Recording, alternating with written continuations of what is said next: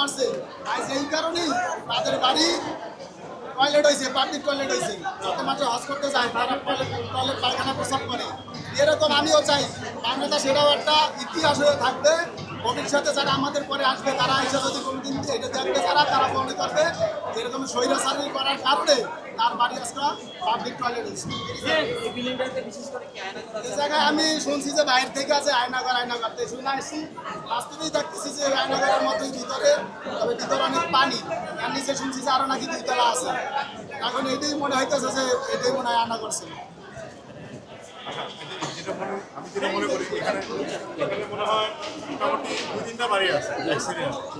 তো এখানে যদি টয়লেট নির্মাণ করা হয়, একটা সময় দেখা যায় ক্ষমতার পারাবদল হইলে তারা যদি আবার কোনোভাবে জাগ্রত হইতে পারে, তখন কিন্তু এরা চেষ্টা করবে টয়লেটটা ভেঙে ফেলতে। এমন একটা কিছু নির্মাণ করা হোক যেটা ভাঙতে না পারে। যেমন দেখা যায় যে আমাদের মসজিদ নির্মাণ হইতে পারে, মসজিদ মন্দির বা মানে খ্রিস্টানদের সকল ধর্মের জন্য ধর্মীয় স্থাপনা যাতে নির্মাণ হতে পারে, তাহলে ওরা ক্ষতি করবে কি এটা ভাঙানোর সুযোগ থাকবে না। এক তো দেখা যাবে ধর্মীয় প্রেশার থাকবে, আবার ধর্মীয় অনুভূতির একটা বিষয় থাকবে, তখন এটা চাইলে ভাঙতে পারবে না। আর এখানে যেটা আয়নাঘর, যেটা আমার কাছে মনে হইলো এটা হয়তো বা আসলে মুখে মুখে ফুটে গেছে।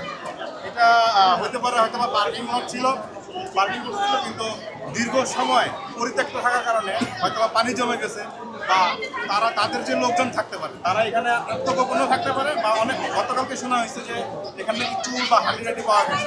শুনছি, শোনা কথা, সত্য কিনা যায়। তবে এরকম হইতে পারে যে তারা এখানে একটা কাউকে টর্চার করতে পারে, এরকম হইতে পারে। তবে আয়নাঘর যেটা বলা হয়, আমরা যেটা আয়নাঘর সম্পর্কে জানি, যেখানে যাইতে অনুমতি দেওয়া হয় নাই, ওই রকমটা মনে হয় না। হয়তো পারে এটা পার্কিং, সেখানে দীর্ঘ সময় ধরে পরিত্যক্ত থাকার কারণে পানি জমে গেছে, এটা হতে পারে।